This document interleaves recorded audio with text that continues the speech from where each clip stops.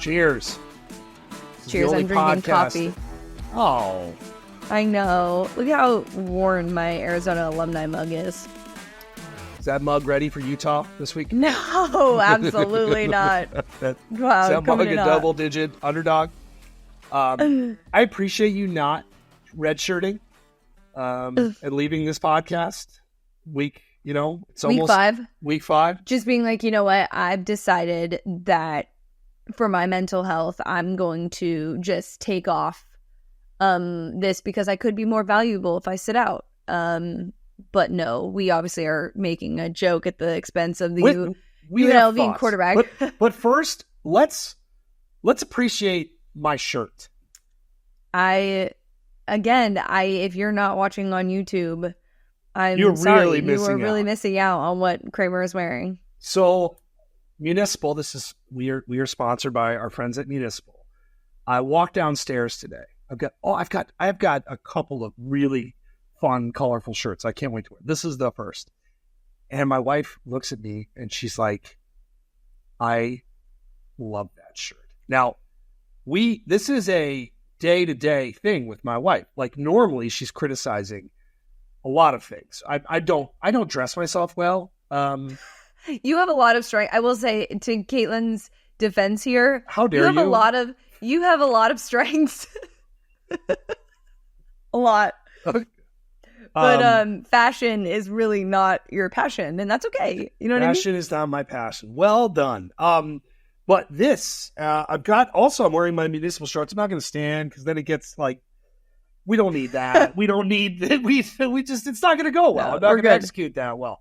But the shirt, to me, it ups my mood. But and obviously, look, to tie a bow on this, Municipal is amazing. Municipal.com. Go check it out. And to tie an additional bow, we are doing game day upsets every single week. So you can pick an upset and submit it to Twitter, and I get to search for gifts at my kids' soccer games while my wife yells at me because I'm not watching the game. Although Cameron did score 7 goals last week while I was searching for gifts. But this is a first in game day upsets that we've done this multiple years. Mm-hmm. Mr. Brooks has won consecutive weeks, $100 Municipal. Now, we've had multi-winners in a season. Buffalo, 27-24 was the pick last week. What was the final score? That was over NIU, by the way. So that was about a 2-touchdown. I want to see how specifically. Buffalo won 23-20. I mean, that is impressive. That is some fucking gambling jiu-jitsu right there. Mr. Brooks, Notre Dame. Who knows? So, and shout out to me for doing this 2 weeks in a row, even though I may have just done it like 30 seconds before you hit record, but we're going to leave that part unpacked. But go check out Municipal. If you're watching and wondering why I'm not wearing Municipal, I'm leaving to go to a baseball game later this evening in Oakland, and so I'm wearing... Oh my God, I have thoughts about this. We will get to that in random shit. I have thoughts as well. Are we doing the A's obituary at the end of this thing? Yeah, I think so. All right. Weird. Good. Well, not good, but you know what I mean. All right, but let's talk UNLV, Sulca. Yes. People not getting paid, handshakes not being acted upon. If anybody listening to this probably knows what's going on, I suppose, at this point. Because it's been everywhere. Yeah. Matthew Sulca transferred from Holy Cross, went to UNLV, has been very good. He was completing less than 50% of his passes. He can run like crazy. They're 3-0. We're talking about them as a college football playoff team. And he says, basically, don't quote me on this. Look, they're not living up to their end of the bargain. And what you have now is he said, they said, she said, of the player alleging that they're not paying him what they said they would. Yeah. School saying, hey, he asked for a raise. And oh, by the way, as we're about to record this, the running back also deciding to redshirt and essentially saying the same exact thing.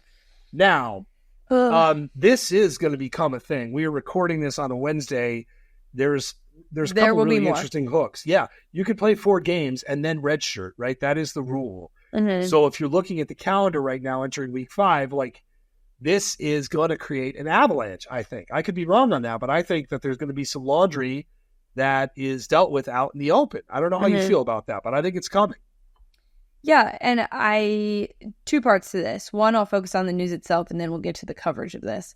The first part is, I understand that if you thought you were going to get paid, the rumor is it's $100,000, and the collective came back to him and said, "Here's $8,000," which is a significant difference. Like, this is not. And then, of course, there's the alleged, hey, he agreed to this amount of money, but is now asking for the $100,000. There was also a misleading discussion maybe about, oh, we can't sign anything until you've enrolled in the school, which is actually not true.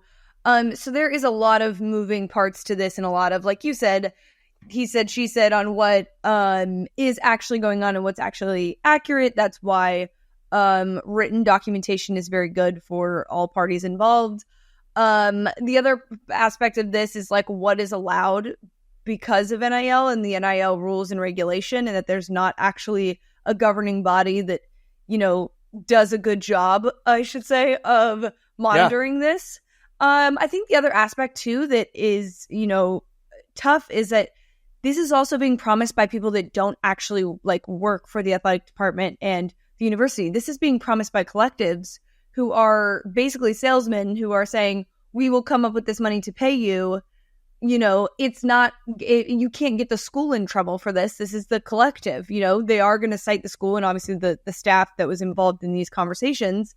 But again, it's a different, there's so many moving parts to this. And I don't know that we'll see more players deciding to redshirt because they're not getting their money from other schools. I think this will give a lot of kids leverage to be like, hey, look at what's happening at UNLV. Do you want me to take this public? Figure it out now.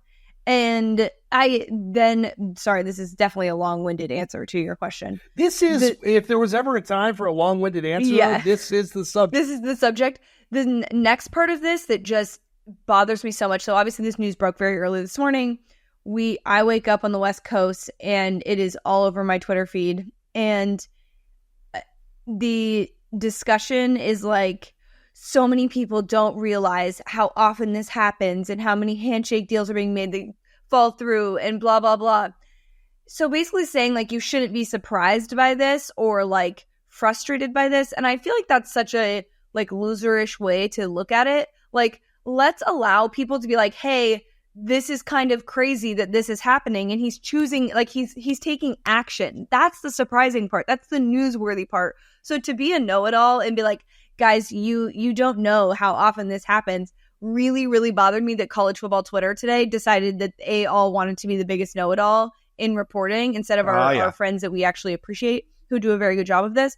That was incredibly frustrating because it was it almost made it annoying to see the news because it was people trying to basically be this isn't that big of a deal. We knew this would happen. And it's okay, no, but it's currently happening. It's currently happening and it's going to set a precedent. So come on, just stop being such a loser. So let me say the whole thing, there's a cool part that's not cool.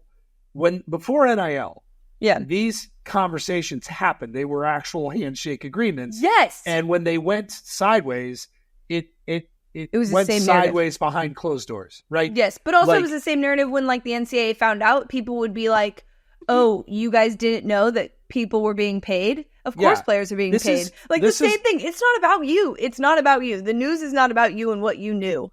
No, this is you have a business. You work at your house. You start selling T-shirts out of your basement that are fun. Which I do. And which you do.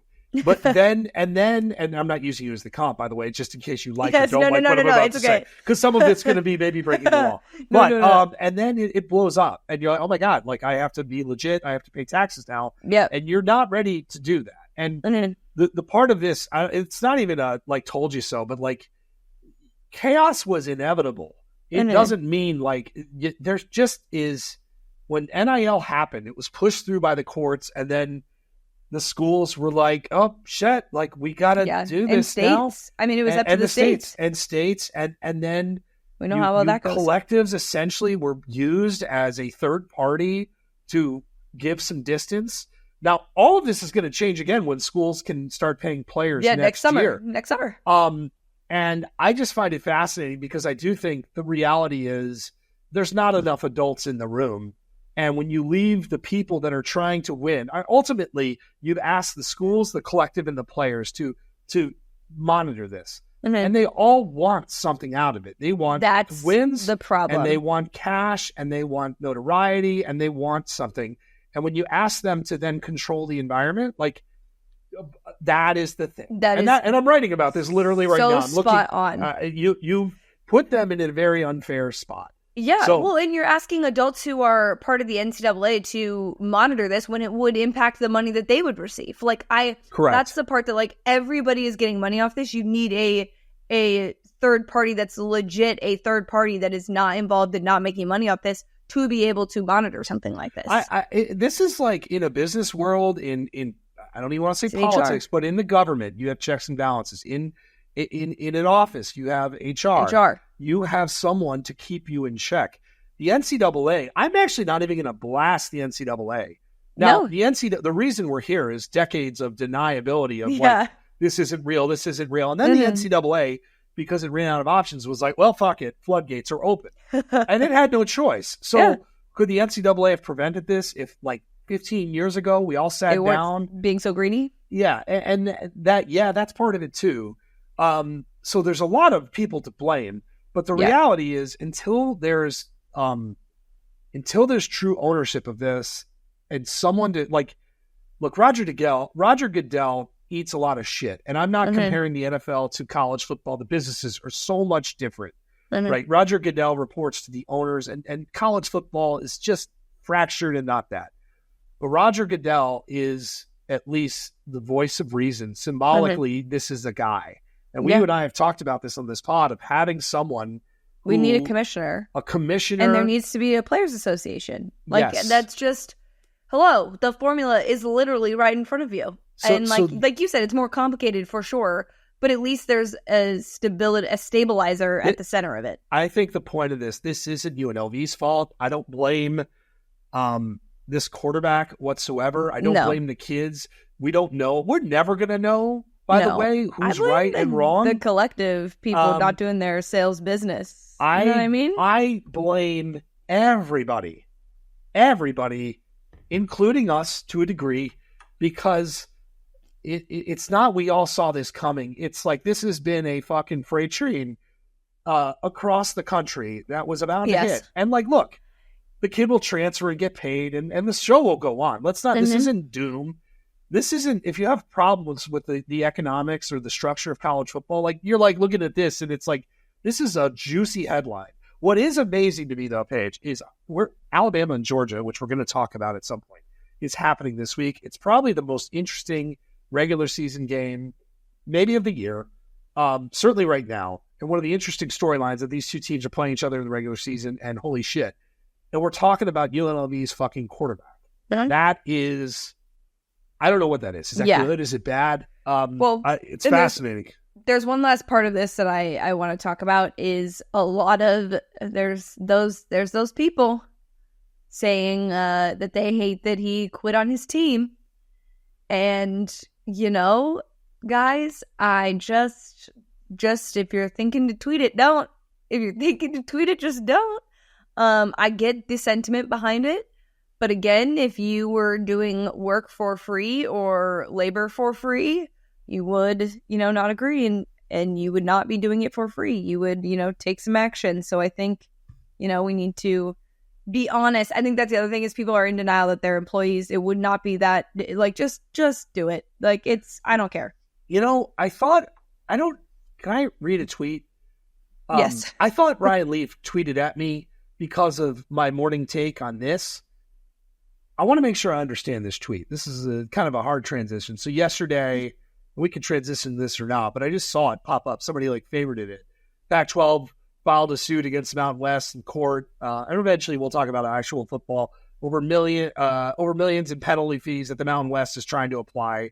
So we won't do our Pac-12 rant from a week ago. We got it out of the way, but the story is on. And I said, save this bullshit for February, please, because this is great off-season content. If you all want to sue each other, and you want to redshirt, like do it in February or March.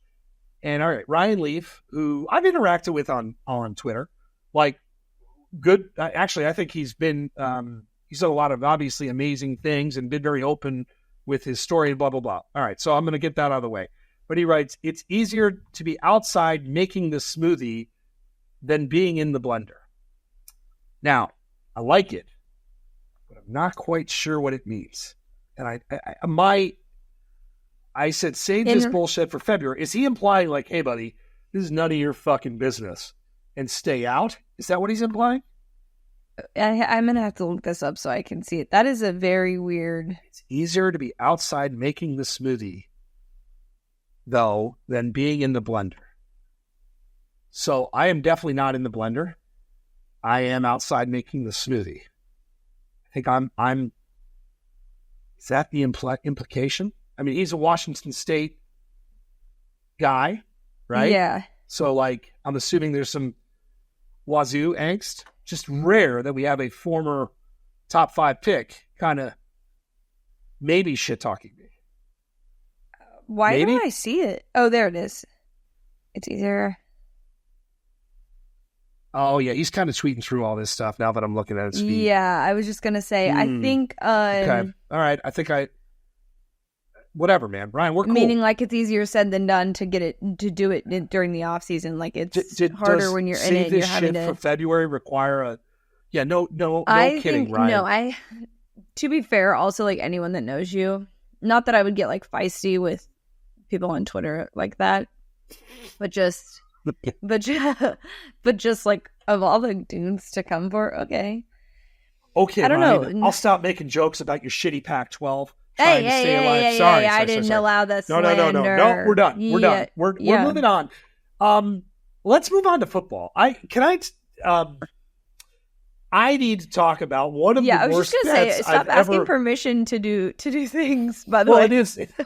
Well, this is like how organized. The most Kramer thing of all time. Can I on my own podcast that I've been doing for years talk about something that I'd like to talk about? This is why I don't get why Riley Leaf's being mean. I'm nice. I can't even speak up in my own podcast. And then he wasn't being mean. I bet Baylor last week against Colorado. Okay. Now, this was not in my locks. This was in the group text. A good friend of mine who I've been betting with forever was like, I really like Baylor. And I kind of like Baylor too. No Colorado bullshit aside. I just kind of liked Baylor. The line was there.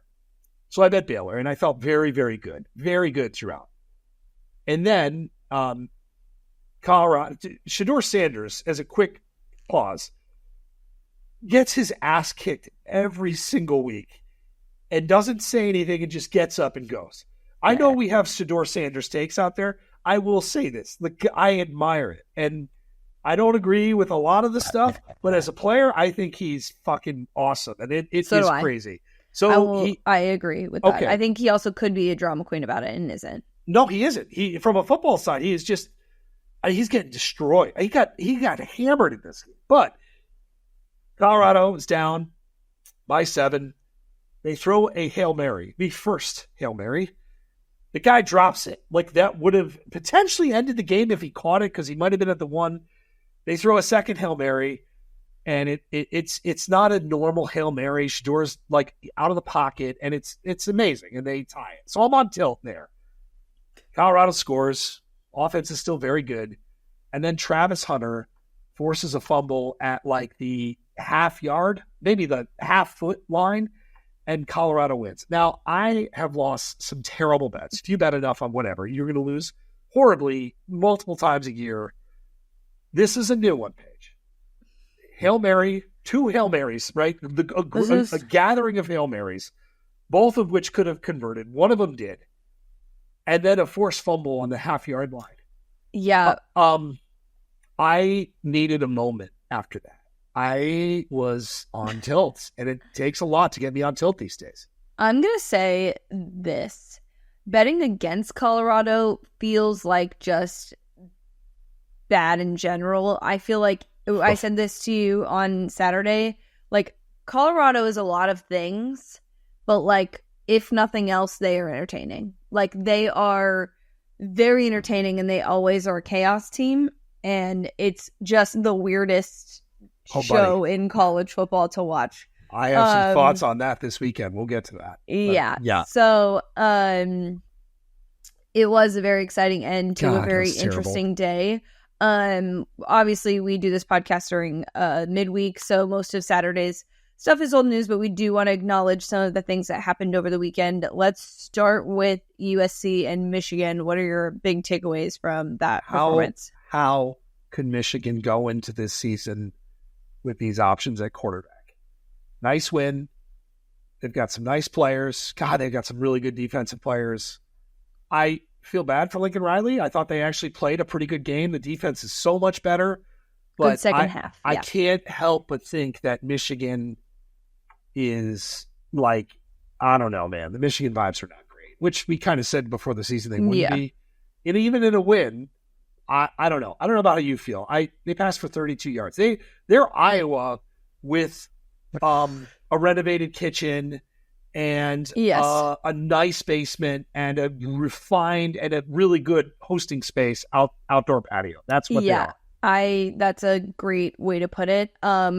I will say I don't think that Michigan, though they were able to kind of win that game, I don't see them being a playoff team and being able to get through their schedule without having something miserable happen. I think the nature of it being, a game where you're trying to kind of rebound and reset the narrative, and playing against the opponent that you played against. I think it's all bad news at Michigan, despite the fact that Michigan fans actually don't care because they won a national championship.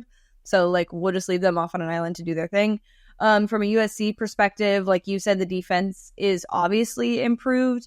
I was disappointed for Lincoln because, again, so much of the criticism offensively during the first half of that game was basically him being unoriginal with the offense. And I was like, okay, but Lincoln Riley's so good at making adjustments. That's just what he is. He actually is very good at that besides the defense side. I think he's not on his staff, but maybe just in-game things. But what was frustrating about that was that, they obviously played really well in the second half on both sides of the ball. I do think he ended up playing it safe and could have really put the game away and let his quarterback do his thing. I think he should have had more faith in Miller Ross.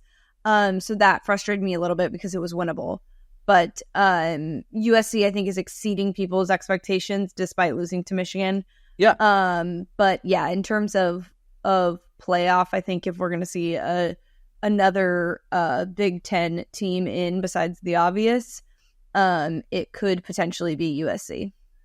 No, I don't think they're dead. They would have loved to have had that one, though, because you have a win over Michigan and LSU in the first month. I mean, that's huge. Exactly. We should talk about Tennessee. Nico played a really good game, made a couple of incredible throws. Tools are crazy. The environment was nuts. Oklahoma's kind of a mess. But I really like what I saw from the Tennessee defense. So But I guess I'm so struggling. Oklahoma, and I have thoughts on this game, is almost pick them with Auburn this week, right? Okay, that's where we are with Oklahoma. Tennessee is clearly good. The defense is good. I love that part of it. The Heupel vibes are very strong. There is a lot I like about this team, and yet I'm having a hard time. NC State's a fucking disaster. Oklahoma may not be a disaster, but they're not good. So I'm kind of cautiously trying to like a lot of what Tennessee is doing, and yet I'm looking at the opposition a little carefully. Does that make sense? Yes. I will also say I don't if I'm looking at teams, I don't think Oklahoma is as bad as Auburn. That's wild to me that's you'll see what I have to say about that. Yeah, I'm sure that is wild to me, honestly.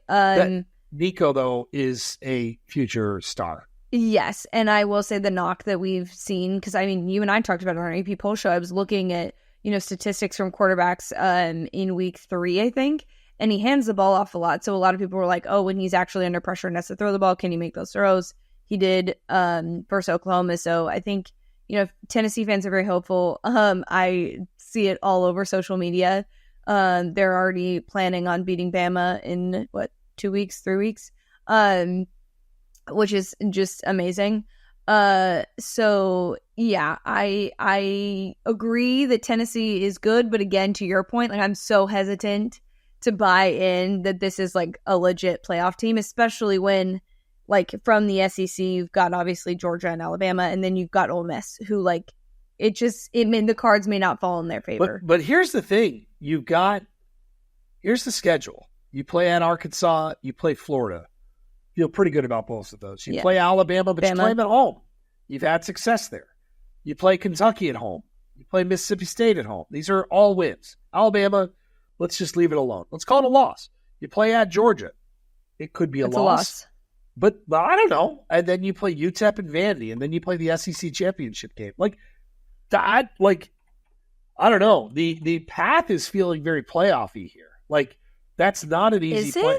Oh yeah, no, I think it is. Here's the thing: is in their conference though, like the Ole Miss realistically will have one loss. Okay, if they win out and only lose to Georgia at the end of the year. Tennessee's odds, they do DraftKings does the odds to make or miss the playoff right now. Yeah. Ohio State is minus 900, just for some context. Georgia's minus 750. Tennessee right now is minus 300, yes, to make the playoffs. No is plus 220. But let's say they lose to Georgia and Alabama and they miss the SEC championship game and they're sitting there with 2 losses with a tough schedule. But they're not going to, but the part that's what's going to happen is they're not going to punish the person that played on championship weekend. Oh, we've done it before. But they're not going to. Like, if it's say it's Ole Miss, no, they're not going to, because I genuinely believe they wouldn't do that, because if it's, all right. So if it's Ole Miss, right, look at Ole Miss' schedule. Realistically speaking, but I'll play your reindeer. And Ole Miss hasn't played fucking anybody. That's my point, though, is that they might only lose to Georgia.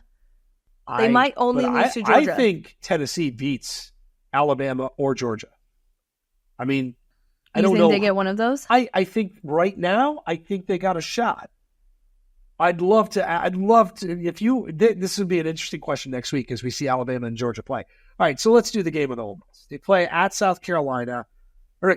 Kentucky at home, at South Carolina, at LSU, Oklahoma, maybe LSU, probably not. They look pretty shitty. Mm-hmm. At Arkansas, Georgia at home, at Florida, at Mississippi State. That is soft. Let's Ole Miss to make the playoff, by the way, minus 300, same odds, or whatever it's worth. Now, why can't both of these things be true, by the way? I mean... because you have Alabama and Georgia. But SEC is going to... All right, you got 5 teams getting an at-large, and one of those is an SEC team. Yeah, I'm saying, though, if Alabama... So say Tennessee loses to both Alabama and Georgia, they're not making the playoff. I disagree with that. I think they could still make the playoff because the ACC is a fucking shit conference. They're getting most likely 1 team, maybe 2. Miami and Clemson are in the mix. Big 12's getting 1 team. Kansas State just shit at Sniper on national television. Oklahoma State might not be very good. Utah looks pretty good. So they're getting 1 team, right? You're getting one group of 5. Big 10 is interesting. You've got Ohio State and maybe Oregon. I mean, the SEC could be hogging spots here. But my point is that there's like a lot of SEC teams that I think have an easier path. And if you lose those 2 games, there's other teams that I mean, it would just depend on who would play in the championship game and how many losses they have in the championship game. Could the SEC get 5 teams in the playoff? No. Texas. You get an auto bid. Georgia. So auto bid, let's just, for the sake of... Jesus, I was forgetting about Texas. Oh my God. So did I, by the way. So did I. Oh my God. So did I. I'm sorry, Tennessee, it's not happening. I need to write this shit down. It's not happening. No. Let's write this down. Let's do our playoff right now. So, number 1 seed, who do you want? Texas? Just to move it along? Okay, we have to follow these Texas, stupid playoff number 2 seed, rules. Georgia, number 3 seed. Well, it can't be Georgia because we have to follow our dumb rules here of conference champions. Sorry. Ohio I State. thought you were meaning in the conference. Oh no, we'll do this whole thing. I'm fucking here for this. Actually, I'm strangely. All right, well, Texas, Ohio State. I'm not even worried about order. We've got Utah, and how about Miami? Right. Whatever order you want.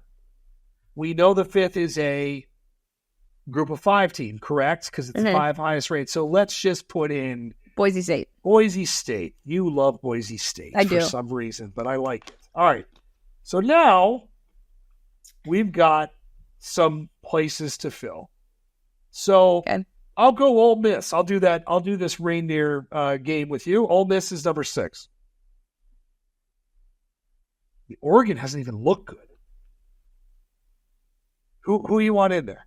Well, and also Oregon, though, realistically speaking, their only loss is going to be because they'll beat Michigan. We haven't even done Georgia, Alabama yet. So let's do Georgia. Yeah, exactly. That's what I'm saying. Like, let's do Alabama. We still have 4 spots. You want to do Oregon? I'm in. We have 3 spots left. We have Texas, Ohio State, Utah, Miami, Boise State, Ole Miss, Georgia, Alabama, Oregon. Penn State, maybe? Yeah, another fucking shit team that just game. Fucking loses games it shouldn't. If it's Penn State or USC or and then we have 2 more spots. Tennessee's getting in, dude. Tennessee is making the playoff. I mean, I'm looking at. What about another Big 12 team? They suck. I know, but you really think that there might not be? I really, after watching it this weekend and watching Kansas State implode for the good of my debit account, Clemson, maybe. Yeah. But they already lost horribly. Are they going to take a 2-loss Clemson team who's played they played Georgia? What about Missouri? No. Can't almost lose to Vandy. You're out. Sorry. You should have lost that kicker. Okay. I don't know. Tennessee. So here are the championship There's odds just right so now. many other factors, too, that we're not thinking about that'll come up. Oh, no. That's kind of why I like doing this recklessly. Yeah, because there's so many other things that we're not going to think about. It's if there's... I think that a lot of the conferences are shitting the bed.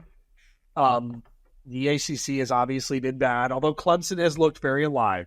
Yeah, Clemson and Miami, I think, could cause... So, I guess... Agree. Big Ten, Penn State is definitely a potential problem. Yeah, because I think with the SEC having... And we've talked about this ad nauseum, because it was like, 2 lost teams. I think, obviously, we will get 2 lost teams in. But I don't, and to your point, Tennessee having Alabama and Georgia be your losses, that obviously puts you in a really good spot. But I think that could also apply to some Big Ten teams as well. Who are we missing? So I don't think we're I mean, Big Ten. I haven't done this in a while, but I messed up and forgot to bring my computer charger in. So hold, please. You just keep playing the reindeer games. Oh, okay. Let's leave this in. I can keep bouncing around. Louisville, maybe. Now, not really feeling that. We're not getting more than one group of 5 team in. I don't think we're getting one more Big 12 team in. Oh, Indiana in the playoff. God damn, that would be great. I would love Indiana in the playoff. I can't even mention Iowa. That's embarrassing. I moved quick. Ohio State. So it's a fun game to play, and I can't wait till we get to that point when we see what the committee's evaluating and what's in front of us at the time. Here's of that. my conclusion: if the Big Ten gets 3 teams in, Ohio State, Penn State, Oregon, then it becomes a little dicey for one of those teams. But if Tennessee just wins one of those games, and it's right now, it's probably favored at home against Alabama, maybe slightly. Because Penn State plays Illinois, UCLA, at USC, at Wisconsin, Ohio State, Washington. I mean, the rest of the schedule kind of sucks. Penn State is not losing more than 2 games in the regular season. Of course not. This is what it does. I don't know. That was fun, though. You should do that every week. That's fucking great. I love that. I don't know how well it translates like audio, But it's great. Is there any other thoughts from the week, or do we want to just talk Georgia-Bama? Let's talk Georgia and Alabama. Now, I don't have this in my locks. I don't either. Not touching that game. No, thank you. The current point spread, it's very interesting, this point spread. This is the first time, I think, at home Alabama's been like an underdog in like 15 years. That's not true. I guess against Joey B, they were an underdog as well. But this is rare, and who knows? Maybe they won't end as an underdog. Right now, Alabama is +2. Georgia's 2-point favorite. Total in this one is 48.5. I found that total pretty interesting because there are some really good quarterbacks. There's some elite wide receivers, and yet 48.5 is a pretty, like, this is going to be a largely defensive game total. What are your thoughts on this one? I legitimately don't know what version. I mean, I don't know what version of Alabama we're going to get. If it's going to be like we struggle in the first half. And I mean, the same can be said for Georgia. I ultimately think Georgia gets the W. But it's going to be a close fought game. And I will say I don't think a ton of points are going to be scored, which could completely backfire because if those offenses are cooking, it's fine. But defensively, I think it'll be a really good game. I'm pumped, first of all. I also don't, I've realized this before. I don't love, like, with locks, I don't love betting on big games. No, because this could honestly go either way. Like, this is it like depends on what, because I mean, we've also seen these teams play quite a bit, and outside of like one time of it being a blowout, in a national championship game when we were present, it's been very, very close and very good. And I hate deciding between these two teams because, again, there's just so many other factors because of the rivalry. It's just insane. I have to shoot a video on this tonight and make a pick. I am going to pick Bama. Nice. And I do like this the feels under. Weird. What's that? I picked Georgia. You picked Bama. That felt weird. Well, that is weird. Yeah. Go Dogs. Oh, God. Yeah. Please tell me, wait. I don't know if I've mentioned this on the pod before, but please tell me you saw the video of Matthew Stafford. This might be repetitive, yes. So I'm sorry, guys. Yes. Of him saying that he, like, gets weirded out when people bark at him. Yeah, I saw it. I told you guys. It's so weird. Stop doing it. Stop. It is. Stop barking at people. You're one of us. Just, like, maybe not at St. Elmo's. But, maybe not. Just don't, or a reporter walking into a hotel at 1 a.m. after a game is over. Leave them alone. Leave them alone. Yeah, that is weirdos. That is anyway, a little weird. Side rant. I know. I can't wait. Also, like, selfishly, you and I, we work on Saturdays, and the last couple of weeks we've had to wait for our story. It's not been jumping out at the page, and then Colorado was very much the story, which was awesome. I'm glad we waited, even though was a long fucking day. Like, this is the story. There's plenty of other shit that can happen, and we'll talk about that. But this is, I saw a discussion today too on the pressure. Who's under more pressure, Kirby, Smart, or DeBoer? And I think Kirby? it's very. Under pressure? In Yeah. what way? Like, who needs the game more? Kalen. I kind of think Kirby Smart's under more pressure.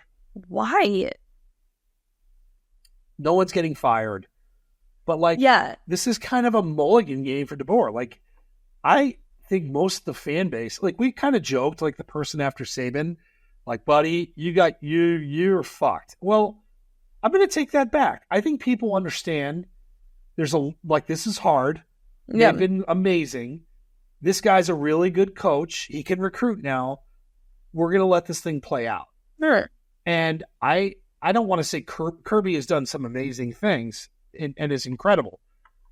But I kind of think Georgia is expected to be Georgia, and Alabama's the team with plenty of talent with a new coach, albeit at home. So I kind of think it's on Mr. Kirby. But interesting. I don't know. I don't feel like DeBoer has to win this game. I feel like he does. I feel like it makes a statement. I feel like it's a statement game for him to be like, love to have. Yeah, for sure. I think it's a statement game, and I think too, it makes a statement college football playoff wise. Like I don't know. I think that he knows what the expectation is for Alabama, and he doesn't want anybody cutting him any slack and expecting any less. Kirby doesn't need anything. He's got national championships, and he's doing his thing at Georgia. They missed the playoff, but like they're fine. They reloaded. They'll make the expanded one. Like I don't think he needs it. We haven't had a game yet that in an era of the 12-team playoff, this is like the ultimate bargaining piece. Mm-hmm. That if you win this game, then shit goes somewhat haywire.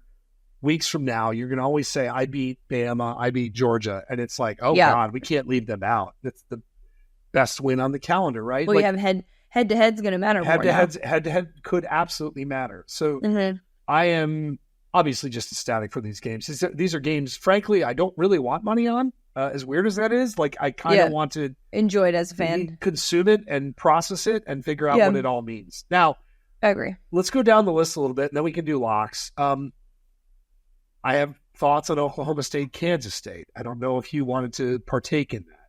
What a disgusting conference. Like, I love you, Arizona, so much, but what a disgusting conference. K-State getting their ass kicked. By the way, after everybody went to bed, because everyone was so hyped up over the Colorado game, they were like, okay, good night. Oh, no, I was in chase mode, and it was and BYU helped enormously. What a gross game, and embarrassing. So yeah, I think we can just move on and just know that and I jokingly said the Big 12 earlier. In terms of if they get another team in, they really won't. They'll just get one. I think they're less likely to have two teams than ACC at this point. Hey, not hating on the ACC. Hello. I am trying to find. I did retweet this. Here it is. USC, Wisconsin. Right, a game before the season. We're like, that's really fun.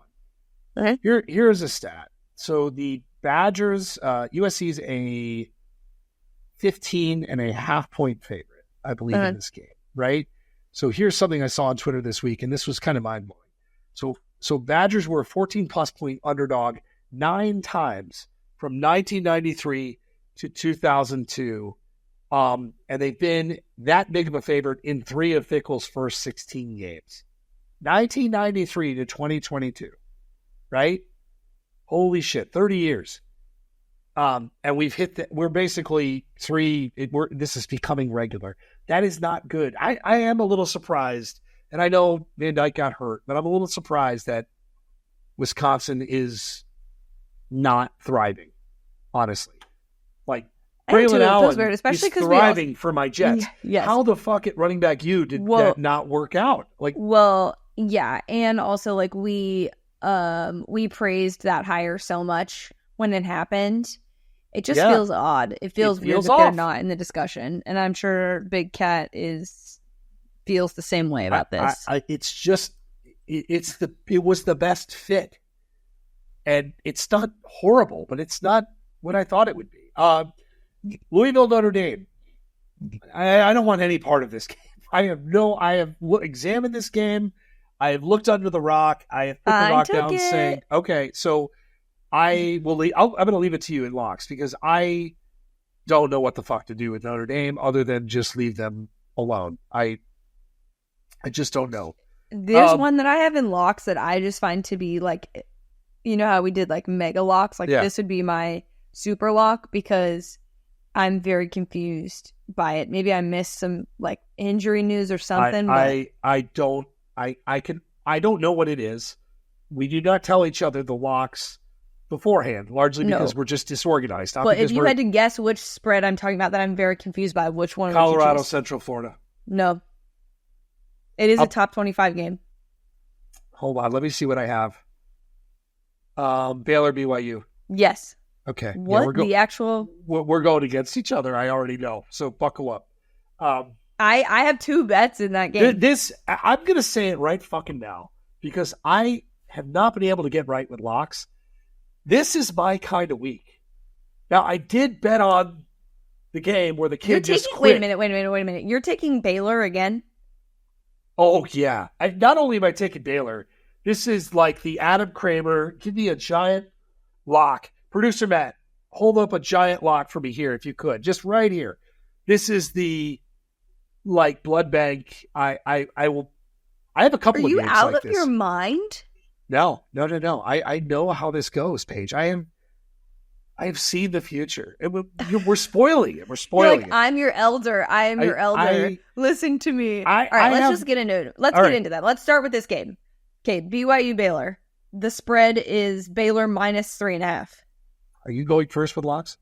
Well, no. We'll trade off. We'll trade off this time because we need to discuss this. Okay. So yes. I'm going to start with just a universal pick in this game. So we're togetherness. BYU Baylor over 45.5. I'm taking the over. Okay. I have no opinions on that, but any over I support. Yeah. Okay, thank you. Now, BYU plus 3.5 is my pick on this, and you are being an absolute sicko who just had the worst. We just said one of the worst beats you've ever had. Yeah. Taking Baylor, and you are taking Baylor in this game. What is it that you saw from Baylor that you think? And what did you not watch? You said you watched BYU. Yeah. I watched the whole games. It was awesome. Are you saying it's just because it's not at home? Like, what's happening? So K-State. Give me some logic. K-State committed a couple of heinous turnovers. That game, football games spiral. Like, you ever been at a bar and you have a drunk friend and and the night, like, something is said and it begins a discussion, the discussion escalates, and then and you don't know it, 3 minutes later, like, you're running for your life, you're getting your people out of there because it's about to be a huge fist fight. That was what happened in that game. And it was wonderful for me. I had BYU. I loved it. Do you know what's harder to bounce back from a crippling loss? Is an overjoying win. Football hangovers are fucking real, I'm telling you. And Baylor lost terribly. I get it. And the other part of this, too, you have a huge win at home. I think they stormed the field. I don't know. I'm assuming they did. At that point, I may have been asleep because it was Colorado fans storming the field. Hilarious. Anyway, go on. Fuck them. But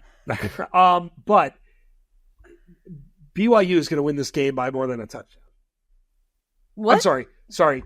Yeah, see, shit. Your own brain I don't like that. I don't like that. Pick. No. Baylor is going to win this game by more than a touchdown. This spread is begging you to bet BYU, Paige. They're ranked. Don't do it. They're not favored, though. That's the whole point. And you're like, ooh, 3.5 points. I'm going to bend down and pick up these 3.5 points. Yum. 3.5 points. And I've seen it before. Don't do it. Against a Baylor team that we've talked about how bad they are this entire year. This is a pod bet. This has got to be a pod bet. I don't know what the bet. I don't know. We're so bad at coming up with bets. We are so bad at coming up with these. But it's a pod bet of some kind. I'm trying to think. Okay, by the end of this, we'll come up with something. Okay? I doubt it, but I'm in. My first two locks, by the way, are BYU Baylor over 45.5 and BYU plus 3.5. That is, I think, a first this year where you've doubled up on a game. Yeah, on a game. So do you want me to just? I'll go. We'll trade off. So Kansas we'll trade State, off. So you give me. Besides, wait, actually, yours is Baylor minus 3.5. Is your first one? Yes, I am going to take Kansas State minus 4.5 versus Oklahoma State. I'm involving all of these teams. You are. Dude, this is a week that you either will be like, I am the king of betting on college football, or you will be like, buddy, I might take a week off. When the BR CFB account tweets locks, the comments are going to be brutal. But this is another game I love. First off, I picked Oklahoma State to make the playoff. I'm a week to week better. Kansas State again, I don't think is bad. They were bad on the road, and things spiraled out of control. At home, they're really, really hard. You saw this with Arizona. And I don't love the vibes of Oklahoma State right now. They had every opportunity to win against Utah. They start slow. This is not a team you want to start slow against because the quarterback's just going to run it around forever. So that would be my second one there. Okay, my third one is Louisville plus 6.5 versus Notre Dame. I think it's going to be a field goal game. I could see that. I think it's going to be close. I just don't know what the hell to do with Notre Dame. Yeah, I know. But I think Louisville's very well coached and will be ready to play. I feel like you're not quite dipping into Louisville. You're like, but you got enough. You got a little bit in there. Louisville? Like, yeah, you're there, but you're not like fully there. That's 'cause I'm from California. Okay, I have, actually now that I'm reviewing this, like a lot of these teams cost me pain or grief last week. I love Appalachian State plus 3.5 versus Liberty. Okay. Liberty fucked me last week. And they're bad. They're not good. They're bad. App State has been clobbered in 2 games. This week is full of just you said it. Like I'm either going to be feeling really good or really bad. I love App State plus 3.5. Yes. Last week, ginormous spreads served me well. Shout out Miami and shout out Ole Miss because I took the very heavy favorites in a week that could have been very, very bad. I'm going to take Ohio State minus 24 versus Michigan State. Yeah, I mean they should. Usually I don't take those spreads in conference games, but we will be doing that. So don't let me down on Ohio State.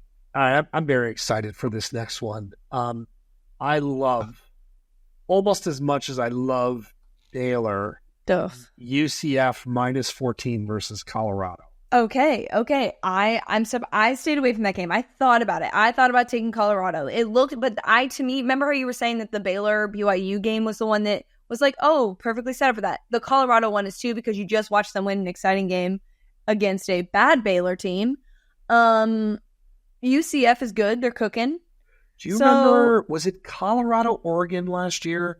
Very similar circumstances. UCF's not good as Oregon was. No, God, no. But there was a huge line. It was like 20 points. Yes, it was the Colorado State game was right before that. And Oregon could have scored 140. And then Colorado literally never won a game again. UCF is not good at sacking the quarterback, but this line is just, the whole world just watched this Hail Mary like, ooh, Colorado's good. Everybody wants to buy it. And I'm telling you, man, that line to me is juicy. Oh, I'm in. All right. Well, I support that pick. Oregon, UCLA over 55.5. I like points. that. I like that a lot. Give me the over. Give me Dylan Gabriel. Give me the Ducks cooking. Oregon might hit that themselves. They might have to. Yeah.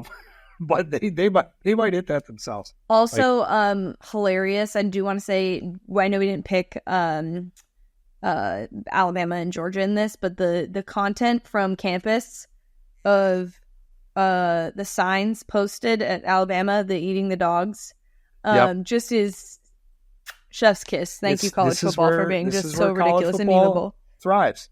My last one. You have not liked any of my picks. Yeah, I like Colorado. Auburn plus 2.5 versus Oklahoma. Don't like that.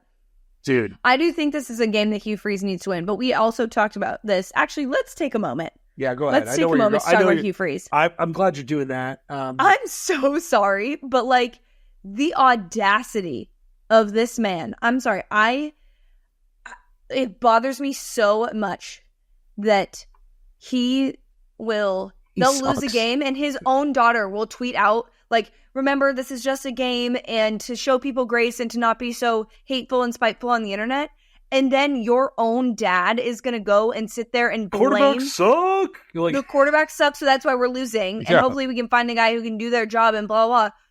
What? Excuse me. I have some. Then if that's going to be your rule for you, it needs to be your rule for your players. And he's always saying stuff like this, and it just blows my mind. And you and I were talking about this before the AP poll show, because one of his old quarterbacks, I think it was Bo Wallace, right? Yeah. Oh God. Was tweeting about this and just saying like, this is like very normal. Like he throws people under the bus a lot. This is his thing. And, a lot of fans were like, how dare you? He gave you your opportunity. And then we talked about this. My favorite quote tweet from him was somebody like screenshotted him praising Hugh Freeze after he was leaving and like, thank you for making me the man I am, blah, blah. And someone was like, maybe you should sit this one out. And he responded, haven't you ever been fake before? LMAO. Dead. Absolutely dead. That's so funny to be like, I was being fake. I totally faked it. But my beef with Hugh Freeze is that especially at a place like Auburn is and also how forgiven you have been for lots of things. Oh, I they know they don't hired relate him to with football. all that bullshit. Yeah. You have to come to the table and be bigger than that after a game, and that bothers me so much. Like, that's what separates great coaches from the ones that just are about themselves in football. That's it. I don't disagree with anything you've said. His quotes are terrible. Take the points. And on the Oklahoma side, they're making a quarterback change. You're benching your 5-star QB, who's now all but gone. Probably got a next team lined up already. That's how the sport works. And you're going to a kid that frankly played pretty well in the moments, but this is, as shitty as Auburn is, this is a brutal place to play. And they need to win this. They need this win. What is the total in this? Because this is going to go under too, actually. Now that the total in this is 45. That's pretty low. That's very low. Yeah, I got some disgusting shit. Did you give all 5 or do you have one more? I know I have all 5 because I did the same game for one. This is bonus locks. These do not count. I like North Carolina plus 2.5 versus Duke. I'm dumpster diving, Paige. Like, it is. You really are. We are clearance shopping for college North Carolina's football on their third string quarterback, buddy. That's fine. Duke sucks too. Sorry, Duke. I didn't mean that. Duke catching strays. Duke's catching. They didn't even catch stray. It was like, hey man, the fuck. Like, that's just like Duke's a shot in the face. Yes. Let's talk about your Oakland A's. So you were got some random stuff today. Yeah, you got some random stuff. We'll start with the sad and then end with a funny random shit thing that I have for everybody because it's very hilarious and my family and friends got great entertainment out of it. So tonight I'm going to my final A's game in Oakland. Obviously they have a game on Thursday. That's the last one. But yeah, tonight I'm going with my family to that game. It's so strange because I think I've been like really in denial that this is happening. And I've said it a bunch. Like, I really have been like, okay, I've always just kind of expected something to get in the way of this. And look, their move to Las Vegas is still very much up in the air, but they're not coming back to Oakland. It's not going to be the Oakland A's ever again. It's not going to be the Coliseum. And I like oddly was like really emotional about it. I started seeing videos from last night. They walked off. I watched that. I thought about you, and people taking the seats and stuff, and I oddly like started getting really emotional about it because people ask me all the time like how did you get into sports? Like, what made you really get into sports? And for me, growing up, like, I went to A's games. The A's and baseball were the first sport that I fell in love with. I know it surprises people because I'm so into football now, but it was what kind of started it for me at a young age. I went so much growing up. And it's weird. It's so weird, and it's really really sad because I think about it and I think like, you know, you obviously pass your fandom on to your kids, and like my kids will never know the A's playing in Oakland, and it makes me sad too because like the MLB and other owners could have really they fucked this up horribly. They could have really helped the fan base out, and instead it was about lining their pockets. And I mean, don't even get me started on he shall not be named. I don't want to give him the time of day because that open letter to it was so bad, and that's the first time that you've been heard from besides for asking for handouts. The whole thing is really sad, and I do think tears will be shed. I know there's no crying in baseball, but I probably will cry. Because I was super emotional looking at videos of it today because it's just such a big part, and like it's so crazy because you don't ever think this stuff is reality. We've been hearing about this for so long as A's fans that I'm kind of getting emotional right now. Oh no. I'll bring in my own family baseball thoughts. First off, it's bullshit. The A's got jerked around, and the thing in Vegas remains a huge mystery. I mean, that's the part that's even worse. As we were recording this, I just read that both the A's or the Mets and the Braves next 2 games just got postponed because of the hurricane. I'm going on Friday to Milwaukee with my boys, just me and the boys, to meet because I have this connection through Golden Tee to hopefully get on the field. The connection's very real. But now the fucking Mets have to go from Milwaukee Sunday to Atlanta Monday, play a doubleheader, which they're going to fucking fall flat on their face, and then potentially to X location for Tuesday's playoff game. If they make the playoffs, which at this point, who the fuck knows? So, weird. Baseball's got a weird problem on their hands with this weather. All teams should play in domes, by the way. Just play in a dome. This will never be a problem. Or play in California where it's never a problem. That's true. That is true. Y'all have a pretty good situation. We do have a good situation going on. It's 90 degrees through February. Or February through October.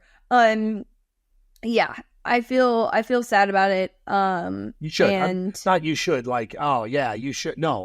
It's just I have very few connections to teams. Baseball is a deeper connection than just a sports ball. Yeah, I mean, what's weird is I obviously grew up a Niners fan, so I didn't have the like loss of the Raiders, and I can't imagine what it's like for those fans who are I mean, my fiance is one, who are Raider fans and A's fans and feeling very abandoned. And I know a lot of people will try. And here's the other thing: if you are not from the Bay Area, kindly sit out the conversation of Oakland is not a place for major league teams or just professional leagues. Please sit this conversation out, because you don't know, and you may hear things on from media that makes it look one way. That is not part of this conversation, and kindly sit yourself out if you are tweeting those things.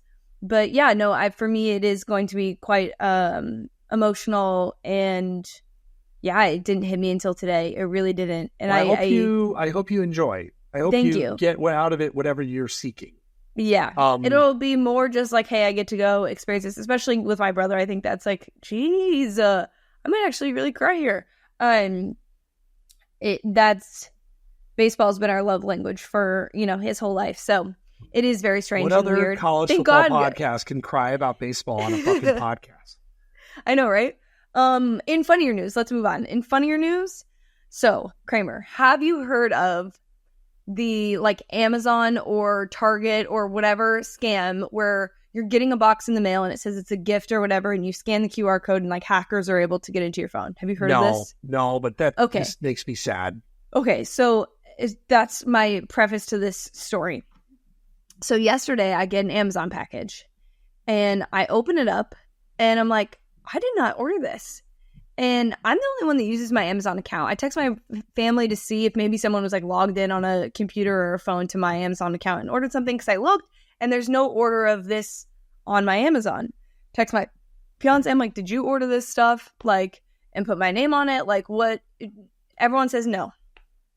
I text my friend group chat and I'm like, you guys, I think I'm getting one of those scams that they send you a package and you have to scan the QR code and they're trying to hack me. But like, thank God I'm on high alert, so it didn't happen to me.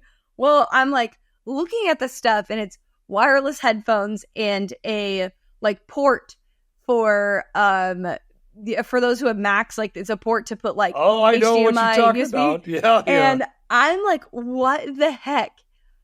I am literally like, I think I'm getting scammed. Then it dawned on me. We have been in discussion with Bleacher Report, and they have been working on designing our studios and getting us some equipment that is better equipment for live shows. Notice my lighting today? Yes. YouTubers? And they sent me headphones and this port, and I thought it was the Amazon scam, and literally had to text not only my like big friend group, but my family too, to be like, guys, I'm an idiot. I'm sorry, I wasn't being hacked. God.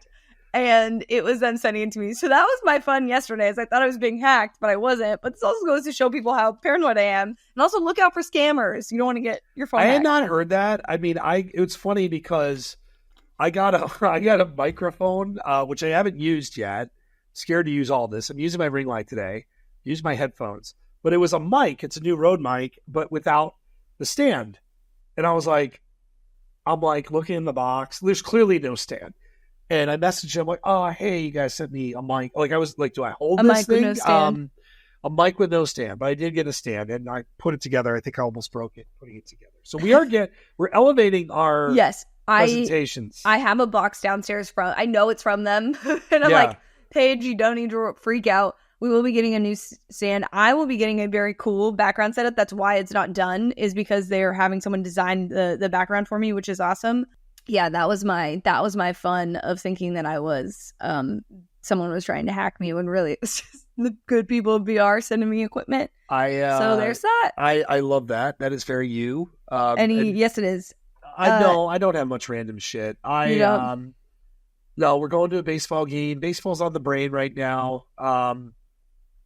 Yeah, I'm like, I wrote about this last week, but like we're week 5 already. This isn't random shit. This is our season-long poem to college football. Like, it is always shocking as you get into these weeks. How and quickly they start they go. to add up, like how that thing moves. So Yes. I am really looking forward to this week of college football. I'm going to enjoy the absolute shit out of it. I know you will as well. All right. It's that time. We will get out of here. We have talked a lot. How did we make that an hour? Well, we got on a playoff rant, which, you know what? My bad. Classic. That's me. Did you get a whiteboard out? Like, what did you have? Just a piece of paper? Yeah, just a piece of paper. I'd hold it up, and I have some work notes on it, too. And our final... like, that no is one would read it. Thing. Nobody would read it anyways, because it's chicken scratch. Like, you couldn't read it. Our final playoff that we didn't agree upon is Texas, Ohio State, Utah, Miami, Boise State, Ole Miss, Georgia, Alabama. The order is fucked up. Oregon, Penn State, Tennessee, Clemson. With that, Paige, I'm Adam. Will you see you guys there?